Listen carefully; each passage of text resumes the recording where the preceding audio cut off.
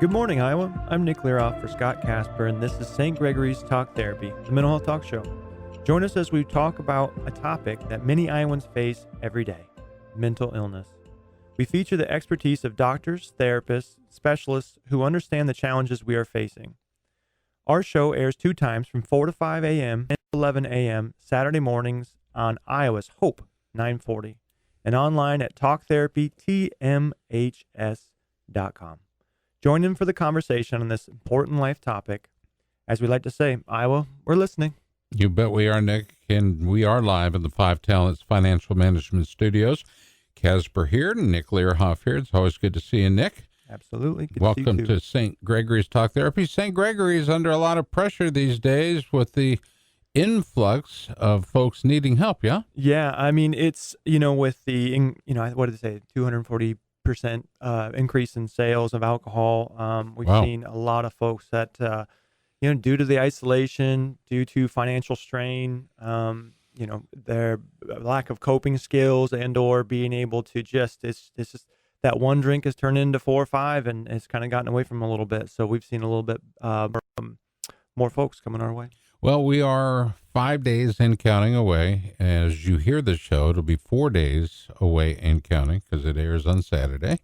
And good morning to all my Saturday friends, our Saturday friends. But one of the things we've talked about is mental illness and our veterans, okay?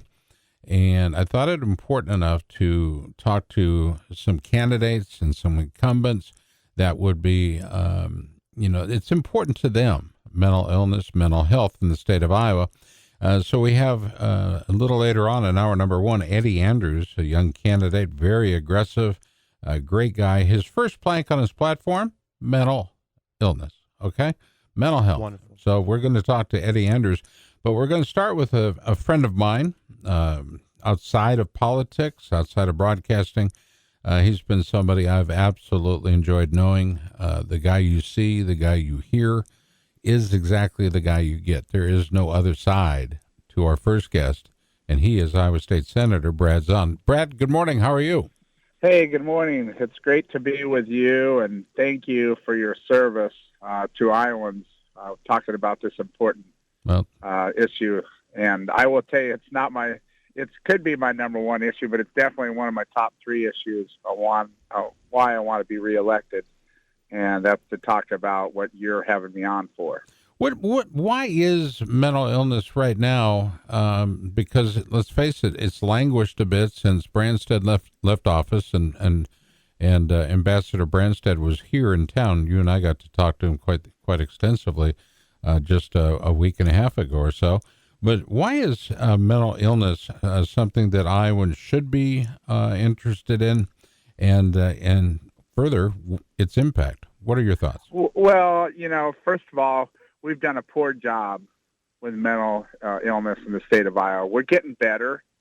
We did the mental illness redesign about 2 or 3 years ago, and then, of course, we did make some changes in regards to children's needs for mental illness. Mm-hmm.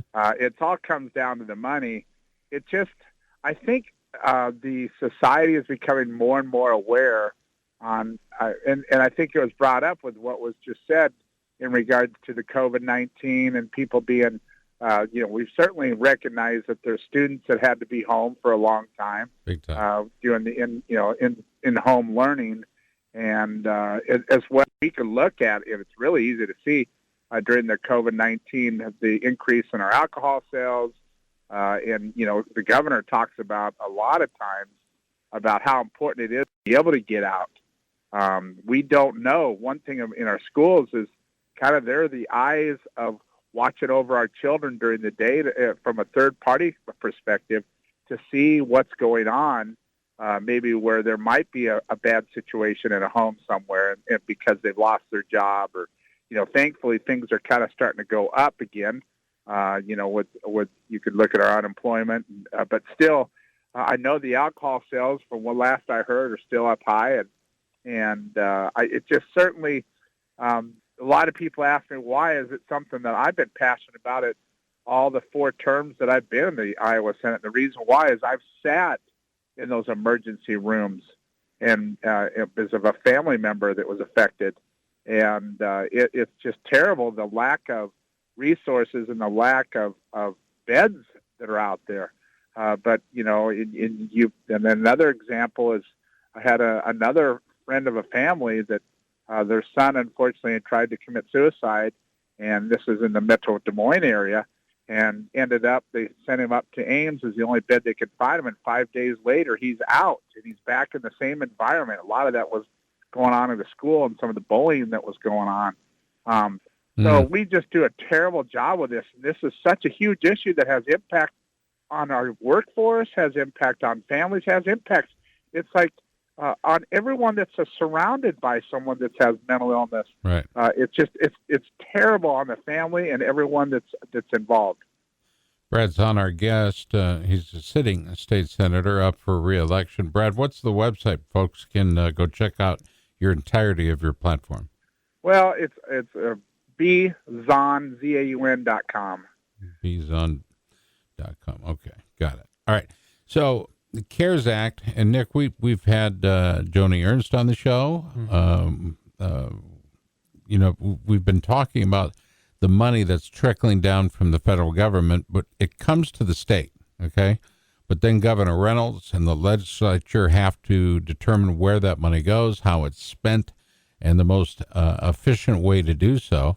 And that's where, Brad, you come in, and you and yours come in, determining the best ways to act, because we have a lot of ground to make up. When Ambassador Branstad left office rather suddenly, there was a pullback from mental illness in the and I want to say this correctly, in terms of facilities. Now, our facilities at the state level were terrible to begin with. Taking them away, hopefully there would have been a next step already in transition as far as facilities, and then those that would be manning the facilities. What are your thoughts on the CARES Act, where the money's going, and quite frankly, a lot of that money has to be used by the end of the year? Right, and this is something that the governor has full control over. What happens is we weren't aware of all the money that was coming in, or what the strings were that were attached. We gave the governor the ultimate power, which she already had, this executive power, because we have not been in session since June, the 2 weeks that we came back. So we're really leaving it up to her. But I can tell you, I'm encouraging her, if we can, put more of this money into mental health, that we need to. And I know that she has done some of that. In regards to what's happened in the past, we'll put the cards on the table here. What we did is we went to a managed care system that really did a poor job with mental health. Mm-hmm. We've been trying to fix that along the way. I personally voted to shut down the managed care. I voted against shutting down some of these mental health facilities that we had in the state of Iowa. And you even recognized that there was some problems with those established mental health facilities. But the good news is that we were able to, and this is for the Central Iowa listeners, I was able to get another $12 million for mental health in the state of Iowa. And more importantly is that there is new facilities opening with more beds. One is in Clive, that is right off of the interstate in University on 3580.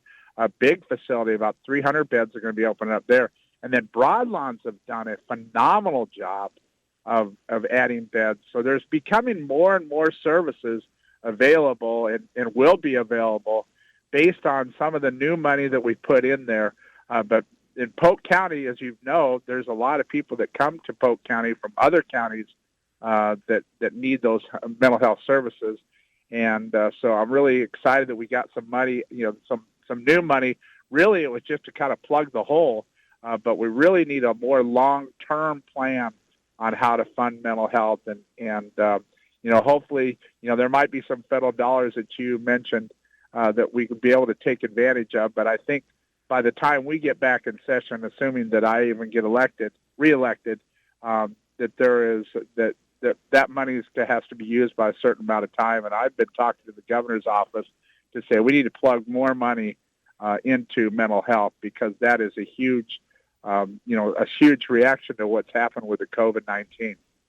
Nick, the numbers that you and I've seen in certain indicators, Iowa ranks 50th out of 50 states. Iowa should never rank 50th out of 50 states. Louisiana, sure. But Mississippi, probably. Not Iowa. But not Iowa. So this has just been, I think our numbers in certain areas are relative to the fact that we have not been paying attention or putting enough emphasis to the general topic of mental illness, but the sub chapters. Okay. And Brad, one of the things that we're looking at right now is crisis services. Okay. For those who suffer from various types of mental illness. And you're right. Alcohol sales, Nick, you said 240, 250, 250% increase in sales? I know was it April or May, I think basically shortly after all kind of the shutdowns and things started happening, that's what we were seeing. That's a crazy number. Just astronomical. Okay, so that's just alcohol. But people are self-medicating with other substances, drugs, etc., and we can't ignore that. And that's why the Department of Human Services plays such an important role in this day and age of COVID-19. The resources are being stretched, but at the same time, as long as we have our eye on the ball, and it's in play, it's been in play always, but now we're placing some importance on quarterly reports, annual reports. I think it's very important that we have somebody like Brad Zahn in our corner. And Brad, you're in our corner, right? I mean, that's the whole purpose of you being on the show. When you and I talked about this, you told me how important it is. Yeah, it just, it to me is a foundation of what I expect our government to take care of. There's elderly and there's people that have physical, physical disorders, but mental health is top of mind for me, and it's something I've been very passionate about for many years. Mm-hmm. And like I said, by the way, Tim, you do God's work at St. Gregory. That's an incredible facility, and I appreciate everything that you and all the people that you work with do there. And I can't imagine how hard it is right now, the demand that all of you have right now. Mm. But it is something that they both are connected, and so I just I'm going to continue to fight. Honestly, if I don't get reelected, I'm still going to be an advocate for this, because the people that need these services do not have a voice. And to me, when we send our tax dollars in, like I said, this is a foundation of what I expect out of my government, and that's to take care of people that have mental health needs. And I think you said, Tim, that's your brother, right, Nick? Yeah, Tim's my brother. I understand. You guys look so much alike. Okay, well, I thought I picked up Tim. That's all right. Who am I talking to right now? My name is Nick. No, I appreciate all the kind words, Brad. I really do. And go ahead. Yeah, go ahead. No, it's just like what you said. I mean, it's also interconnected, and a lot of times it's a matter of which comes first, the chicken or the egg, whether it comes to a mental health issue, substance abuse issue. And I mean, when you see the spikes in alcohol sales, I mean, it's really just a matter of accessibility, when it's, already fairly prevalent in society. I mean, it's marketed everywhere. It's on every street corner. I mean, now it's every Casey's and Come and Go and, all those different things are selling liquor now. And it was amazing to me. I mentioned this, I think, on a previous show. It's like even Fairway, I was in Fairway with my kids, and, as we were, you kind of see this stuff about, alcohol sales being up. I noticed it seemed like every week there was another end cap with more liquor on it every single week as that kind of went on. And I get they have, supply and demand, but I mean, it was just, you couldn't, being somebody that's in recovery or being part of that experience, it's like, man, it's everywhere you turn, and so I can see where that it kind of plays into one and the other. So, right, Brad. When we come back, and not to interrupt, but when we come back after break, I do want you to talk to our listeners about the difference between you as an incumbent wanting to continue to serve, and I admire that, by the way. You give so much of your free time, if you call it that, because it's hardly free anymore. but what you're doing is a remarkable job, uh, working on behalf of the citizens of the state. Yeah, you're in a district, I get it, but at the same time, you're working on behalf of all Iowans, right? Well, I'm an Iowa State Senator. I luckily represent Urbandale, Johnston, Grimes, but to me, this is a statewide. You should always be a statewide senator. Yeah, I fight for the district that I represent, but this is an issue that is huge, and finally, people are waking up. So anyway, but thank you for saying the nice things about me. I'm just a small business person, father of 5. And I have a full-time job, and that's the way it should be. It should be public service, not something that you're making a living out of. Now, Drew told me there was only one child, but, well, Yeah, right. Just kidding. Just kidding. Tell you what, more with Brad Zahn, State Senator Brad Zahn, on the other side of the break. You're listening to Talk Therapy. Good friends, St. Gregory's got the title sponsorship here because they care. St. Gregory's Talk Therapy, the mental health show, will continue only on Hope 940. Stay tuned. Stay tuned. There's more with Nick Learhoff and Scott Casper right here on Iowa's 940 for St. Gregory's Talk Therapy, the mental health show. Iowa, we're listening. I came to St. Gregory very reluctantly at my all-time worst, physically, emotionally, and mentally. But I gave my best effort to these new things in my life as I saw hope in this complete approach. I'm at the point now that I feel my strongest and best ever, physically, mentally, and emotionally. I felt quite certain God was orchestrating everything. St. Gregory Recovery Center. Recovery starts here. RelevantRadio.com/St. Gregory. Welcome back, everybody. This is Nick and with Scott Casper here on Iowa's Hope 940. This is St. Gregory's Talk Therapy, the mental health talk show. We are with Iowa State Senator Brad Zahn this morning. Yeah. And we're 5 days away from, Super Tuesday. Okay. Your opportunity to voice your opinion through your vote. This is the greatest opportunity Americans have to affect the state or the local federal level. It's so important to get out there. And one of the reasons we have our candidates on, and we've had Joni Ernst on and others, Marty Anderson, I think it's important that we talk to them because let's face it, this is an opportunity for us to make a difference, okay? I've known Brad Zahn for many, many years, back when he was a small businessman pumping out 12 and 16-hour days through his hardware store there in Urbandale. And then you ran, what was the first office you ran for? City Council. City Council, and then? Then Mayor. Mayor, mm-hmm.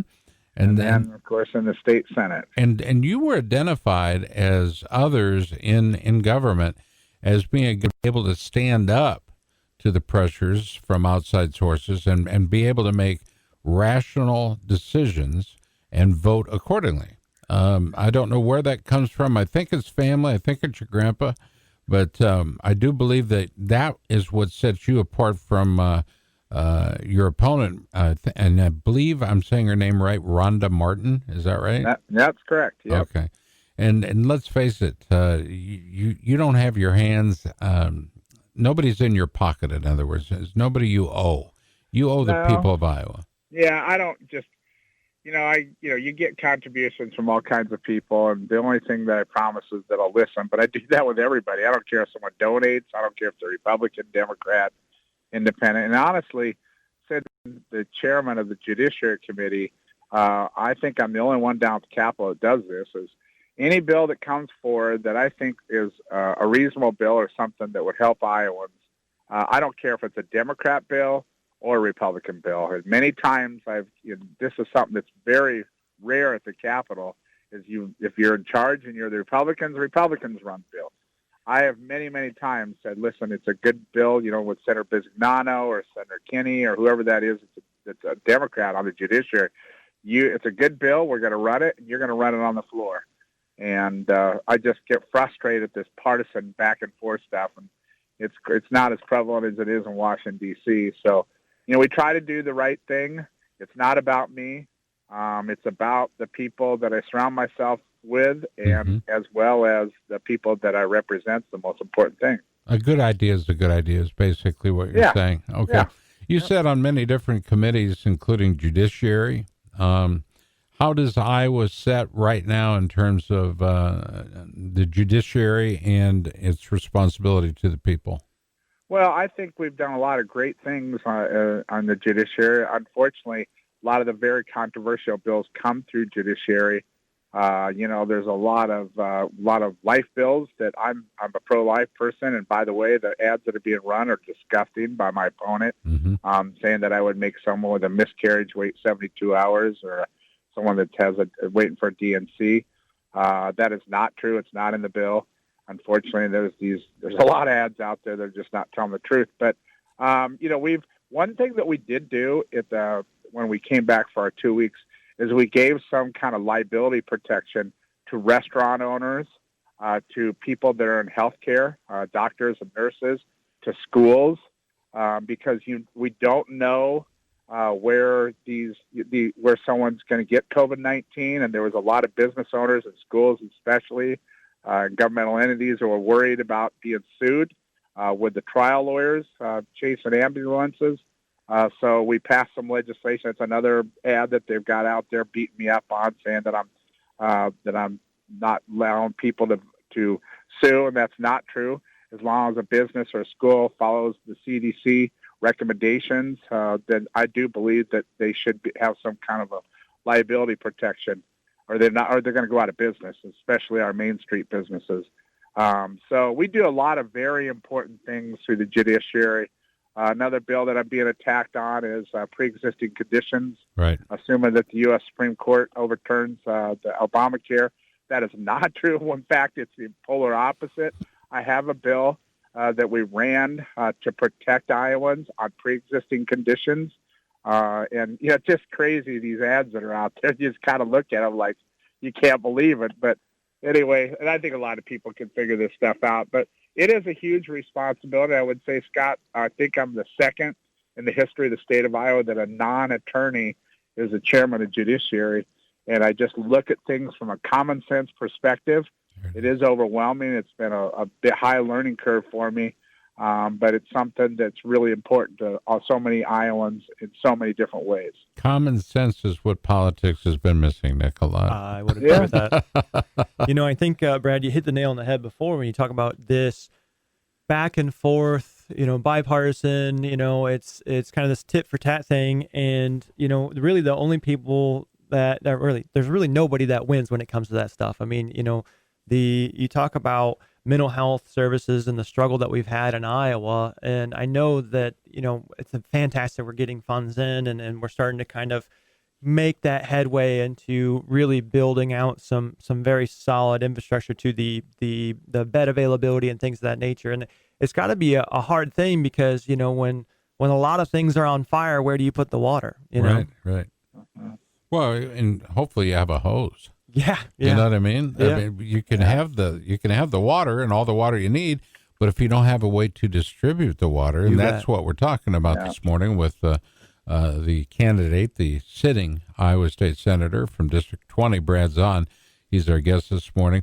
You are a product of Grandview University, and I have long been a proponent of Grandview because they are as grassroots of a university as I've ever seen. It used to be Grandview College, now Grandview University, but they continue to grow at their own expense. Their hands are never out begging and looking for, political largesse in order to grow. That's a perfect example of where some of your education came from. You were also from the Indianola area originally, right? Well, not really. My dad had a John Deere dealership down in Indianola. Mm-hmm. I really lived on the south side of Des Moines, went to Dowling High School, went to St. Anthony's on the south side, and then went to Grandview for a year, then went to Ellsworth Community College up in Iowa Falls, and then right immediately just decided I honestly just wanted to own my own business, and then I just started that hardware store on 70th and Douglas, and that was when I think I was 23, 24 years old. But anyway. You were hustling, dude. I remember those days. You were hustling. Yeah. Wow. Well, I mean, you had to back then, and I still do. I mean, got part of a manufacturing company up in Ankeny right now. So still putting in the long hours, but like I said, I'm able to do it. And, anybody that's in small business, you've had so many different businesses, Scott. Yep. You know what it's all about. You're a legend in yourself. I'm just telling you, all the listeners out there, hear your voice everywhere, and you're an incredible person, and incredible father, and thank you. And just really, I'm honored to be on your show. I'll text you the phone numbers of both my wife and my kids, so you can let them know the same thing. They often see me as... hopefully they're listening, and I mean what I say. Brad, we'll give you the final word before break. What is it, the most important difference, the top three most important differences between you and your opponent? Well, she's very liberal, and I'm pretty conservative. Yep. The experience that I have, I can tell you, I've been down there a long time, and I've been doing this for a long time. To me, it's public service. I got a lot of seniority down there, so a lot of people come to me and for advice, and I get, for the most part, they listen to me down there. There is really a polar opposite in regards to where my opponent is and where I'm at. I believe in less taxes. She supports higher taxes. Oh, wow. I certainly am very passionate. I just say, look at my record. There's no questions about where I'm at. I've voted on many, many, hundreds of, if not thousands of bills, and I'm just an open book. I tell it the way it is. I am door knocking every night. I've done that for the last 3 months. She's not doing that. And I do it in a respectful way, where I drop off my little pamphlet. I back off the door at least about 8 feet. So we have the social distancing. I'm just a small business person. And I don't know her that well. I've heard that she's a very nice person. And I'm not running a negative campaign whatsoever. They've decided to run a negative campaign, but I will have to tell you that I'm not going to take it. I am going to set the record straight, and I'm going to punch back, so to speak, in regards to my literature. Mm-hmm. And so anyway, people get a choice in Johnston, Ermdale, Grimes. I'm honored to serve everyone there, and humbled to have an opportunity to speak with you and Nick. And Nick, I'm sorry for butchering your name earlier. No problem. But I just am very appreciative, and I will continue my fight on mental health. To me, that's the most important thing, and that's if I'm elected or not elected, because they do not have a voice, and it's a very important issue. And you are going to talk to Eddie Andrews, I think you said, sometime in the future. He is another person that understands it, and hopefully he's going to win as well. First plank in his platform. Yeah, he's great, mm-hmm. and I got to know him really well, and certainly hope he gets elected. I do, too. Brad, always good to talk to you. Thank you so much for all you've done for the state of Iowa. I remember in 2019, 2020, you were on several very important committees, including State Government Committee, the Judiciary Committee, the Education Committee, all so important to the state of Iowa and its people. You've been doing a yeoman's job. We encourage you to continue doing it.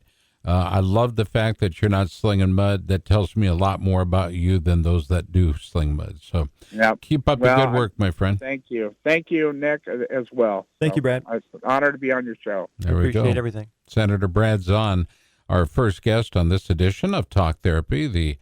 And this is episode 12, I think. Yes. Is that right? Yep. Every week, I'm guessing. Folks, we're glad you're joining us. Mental illness is our topic. This week, it's politics and mental illness. Why? Because the state of Iowa has money that is coming to it and is already here in large part. But where do we put it? How do we spend it? And how best can we affect the populace that is our neighbors, the people that are our neighbors?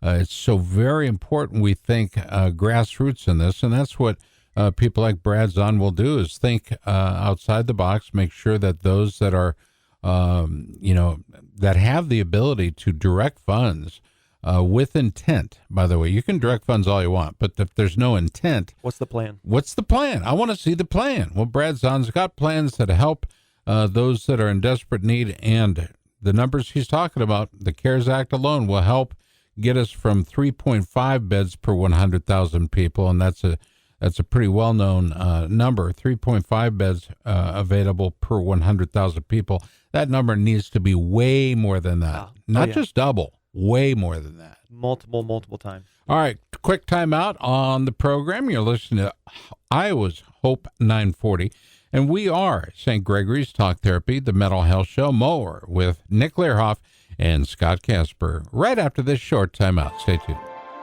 St. Gregory's Talk Therapy, the mental health show, will continue after this commercial timeout. The folks at St. Gregory were vital in helping me to get my brother into rehab. They were not only supportive of him, but of our whole family. They truly saved all of our lives with their love and kindness. Because of the hard work they helped my brother do, we regained a valued, healthy, and incredible part of our family. From the bottom of my heart, thank you. RelevantRadio.com/St. Gregory, setting the new standard for recovery. Welcome back, Iowa. This is Nick Learhoff. I'm with Scott Casper, and this is St. Gregory's Mental Health Talk Show on Iowa's Hope 940. Welcome you this morning.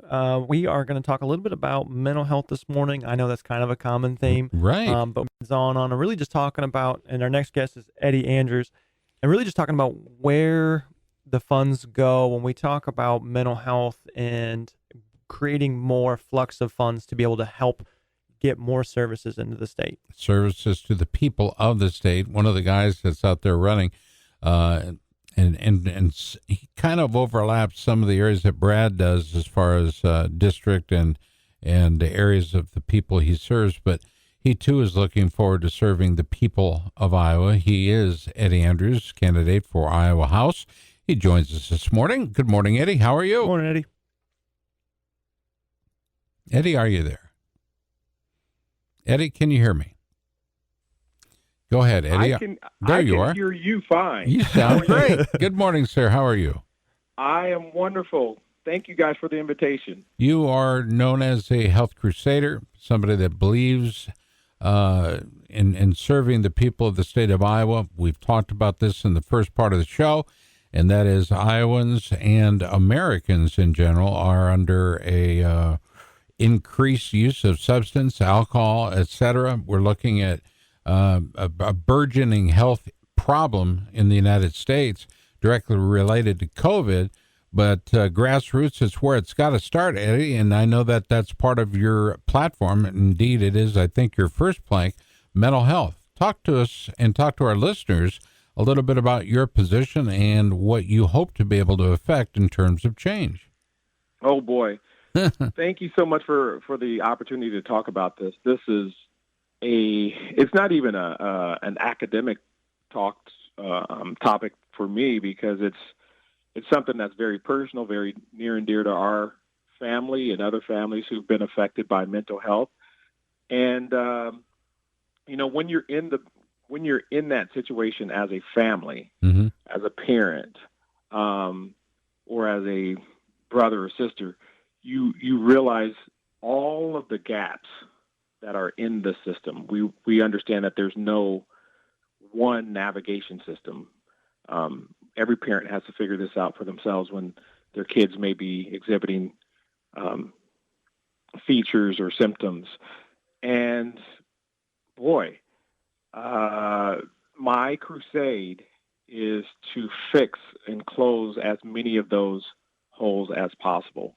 I think you guys know my story. We ended up losing my son last year.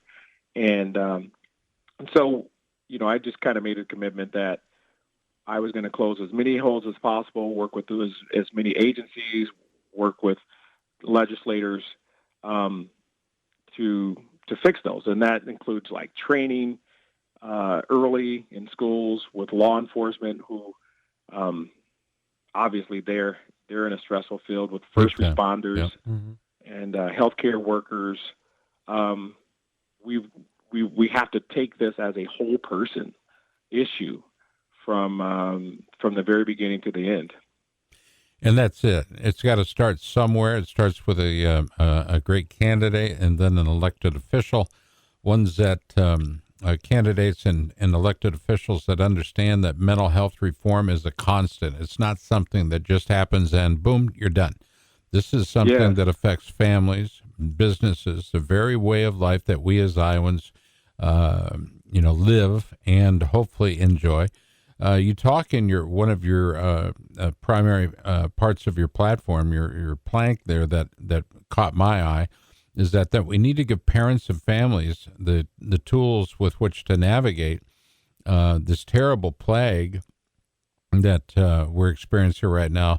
And we can look at it microcosmically through the prism of COVID, right? But the greater view, I think, from 30,000, Nick, you say it all the time, from that 30,000-foot view, a 6 to 8 week delay in beds that may be open, that's not enough. I mean, 6 to 8 weeks, too much, and the beds that are available, not enough. Do you agree? Oh, my goodness, yes. And that was actually our story. Once as a parent, you don't really understand what's going on. Mm-hmm. We're not necessarily trained for early detection, which is another thing. But once you finally make that assessment and say, you know what, we need to look out for help. We need to reach out for help. And the first call you make is to, say, a psychiatrist, and you realize, like you said, there's 8 weeks sometimes, and they were like, but there's an episode going on right now. And they're just saying, well, let's hope somebody cancels. Maybe it's 6 weeks. Right. And we can kind of cheat the system, so to speak, and I mean that in a good way. We can kind of do a 3-day hold if there's an emergency going on, but what happens after that? And here locally, that would be facilities like Broadlands, who do a remarkable job with what they have available. They really do. Oh man, we're glad for them. Oh, glad. I had a chance to talk to one of the nurses in surgical nurses yesterday, and I expressed my support for her and hers that are on the front lines every day, putting their lives at risk. And by the way, let's just go. Can I go off book here, Eddie? Do you mind? Please. Just for a second? Okay. Wear a mask. It's not just a mandate here in the city. This is reality. Wear a mask. I lost my brother-in-law because he contracted COVID and then had a resulting heart issues. But wear a mask. If it's one thing you can do, wear a mask. It is one thing you can do. Believe me. It's simple. Okay. And everybody's starting to look kind of cool with the mask on. So you got to look good. Since we're off script here, I will say that up until a week or so ago, when my dog got both of my masks, Pina, my mask, when we would go out, and by the way, we knock doors, but we do it very safely. We stand 8 to 10 feet back. All my volunteers wear masks, but my mask actually had my logo on it, right? Oh, cool. So, it was actually kind of cool, so people could see who was talking without even, even listening to the whole speech. Well, we're not that kind of show where we give away prizes. Okay, yeah, we should. But if we did, I'd be giving away an Eddie Andrews mask just because you brought it up. Tell you what, Eddie, I know it's sudden, but we're going to take a quick time out. Come back. We'll balance out the hour with you because it's important to have our listeners understand that you are a proponent for change in terms of mental health, the rapid response mental health units out there to assist children, assist law enforcement, designed to de-escalate mental health calls in a revenue-neutral way. And I think that's important, a revenue-neutral way. More with Eddie Andrews, candidate for the Iowa House. He'll be joining us as we continue. More with Nick Learhoff, Scott Casper. You're listening to St. Gregory's Talk Therapy, the mental health show, only on Hope 940. And remember, Iowa, we're listening. Stay tuned. There's more with Nick Learhoff and Scott Casper right here on Iowa's 940 for St. Gregory's Talk Therapy, the mental health show. Iowa, we're listening.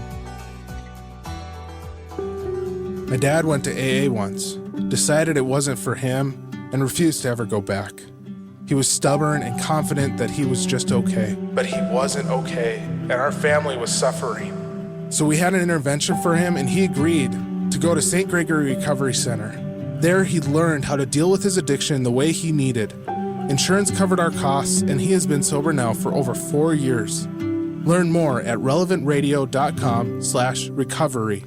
Welcome back, Iowa. This is Nick Learhoff. I'm with Scott Casper on St. Gregory's Talk Therapy, the mental health talk show. We are with Eddie Andrews this morning. And Eddie, what are some of the different things you've proposed to be able to help out with the mental health? I would call it a pandemic in itself.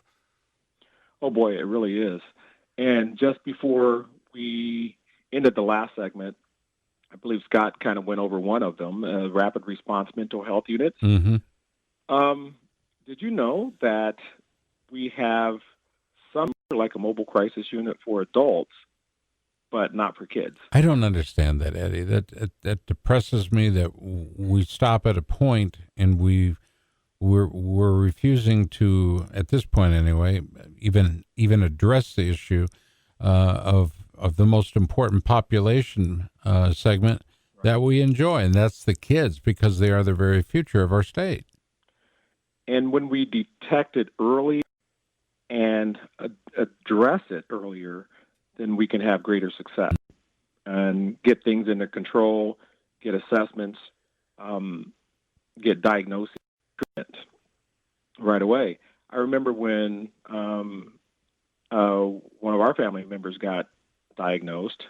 It was tremendous. I mean, it's almost like a relief because you have something to work for or work towards.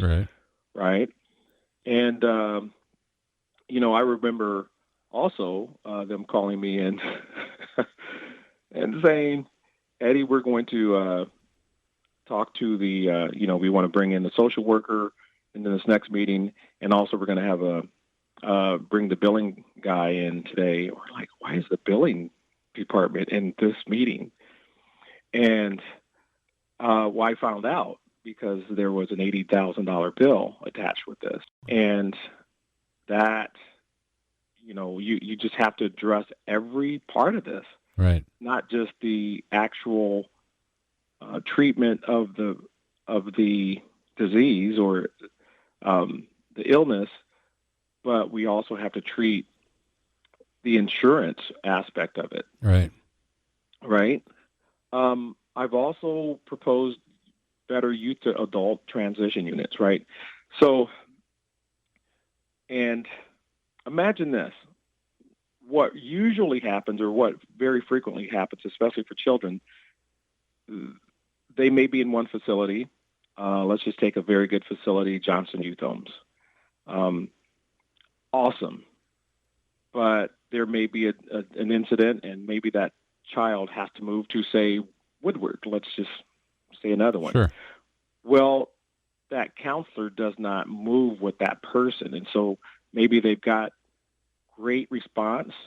Maybe they've got a bond and maybe they're kind of opening up. And then all of a sudden they have to start over with someone they don't trust, they don't know. And it's just like, are we trying to help the kid or just do we keep things in facilities? And then also, let's just say that a child is 17 and 364 days, right? And then they turn 18 and it's, God bless you, good to know you, you're on your own. And there's no youth to adult transition units, certainly not enough, or training to help them assist them. And that's when a lot of kids get lost, literally, in that area 1 to 2 years right after that. And we have to do a better job of training them. You started a program called Mentoromics, okay? Yes. Talk to us a bit about that, because I know that your ultimate goal there was helping, let's face it, those that blossomed. I think the greatest were those that were at risk, and I'm talking about kids. You engaged them, right? Right. Mentoromics is a group I started about 6 or 7 years ago. At that time, I was just mentoring just as a just as a person in the community leader, just mentoring several, all of them were boys, by coincidence. And, pardon me. And I got together and I just said, you know what, we're going to get these knuckleheads a curriculum, and we're going to teach them coding. That's what I know how to do. I write apps for a living, and give them some focus. And we got an 8-week curriculum together and started teaching them coding. By the way, they've got plenty of apps in the App Store, whether it's an Alexa skill, whether it's an Android, Google Play, or in the App Store, including one they did last year for Black History Month. I believe it's called Amazing Black Facts. So if you ask Alexa, open Amazing Black Facts, that's from their app. And so what we started to do is, well, Des Moines Public Schools got wind of this, and they liked the success that we were showing, and they were trying to figure out why we kept turning D students into B students.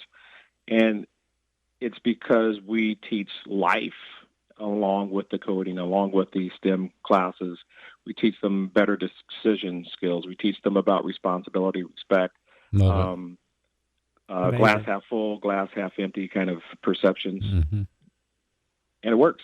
And you're talking about what we would view as everyday concepts like responsibility, perspective on decision-making, perspective on life, decision-making in of itself, entrepreneurship. I mean, Absolutely. You're a huge proponent of entrepreneurship. Right. That's something we mentioned the very first day. And you got to understand a lot of these kids are at risk. And so, we see the narrative that's out there. A lot of times when you're at risk, you kind of don't see the opportunity that you have. And I tell them on day one that, a lot of the way out, so to speak, is through entrepreneurship and the creativity that you have within. And so we start looking at all those positive things. And like I mentioned, glass half full versus empty. Yes, we have problems in this nation. Yes, we have problems in our culture. But, oh, my goodness, we have the greatest opportunity, and that's the thing that we have to concentrate on at this stage in their life. And once we get past those buttons and we work those out, and they become successful. And here's the thing, the contrast between the first day and the last days of the classes are, it's like, dude, I thought this was a coding class. This guy's sitting up here talking about, sponsor, what? Respect, what? Entrepreneur. Like, dude. And then the last 8 weeks of the classes, or the last days of the class, they're like, oh my goodness, let's do more. And part of it is they do get to see the fruits of their labor. Right. We put them in the App Store. They see it. They can show their friends. They can earn money.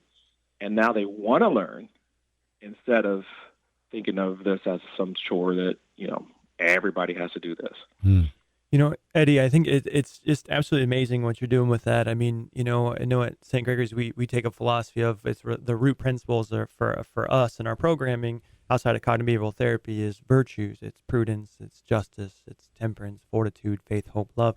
But it's all basic concepts, and it's getting back to life. And I think when you talk to the young folk about, developing decision-making skills, coping skills in a certain sense, and problem solving. And, a lot of those kids probably are, they don't understand why maybe things have gone wrong, and just being able to understand how just the way we communicate, the way we look at things, having that perspective of being thankful for the opportunities that we have instead of focusing on the things we never got or didn't experience. Right. It creates a whole different perspective on life. And then when you couple that with helping that individual find purpose, find passion, find a direction, yes. You are just growing that individual into somebody that they never thought they could be. It was never, and I'm sure because we see it at St. Gregory's, they never thought it was possible. That's right. So I applaud you. Mm-hmm. Thank you. And you guys see this. You guys understand that when you change that one child or that one person, we've probably changed their entire generation, right? Oh yeah. And I see that. I mean, one of the first sessions, we had this kid. We have this app. I won't say the name of the app, but it's the stupidest app in the entire world. But it had 800,000 downloads. Wow. Just on Android alone before we even wrote the iPhone app. And it involves clicking. It involves digging holes to China. I won't say the name, but there's no greater appreciation that a guy has for the fruit of his labor. Well, now this guy's he's on it now. Now he's gotten a career. One of the moms of the students said, "Hey, Eddie, do you mind if I just sit in the back?" I'm like, "This is great." And so she changed her career, or at least part of her career, to become a programmer, because she saw the opportunity that gave her.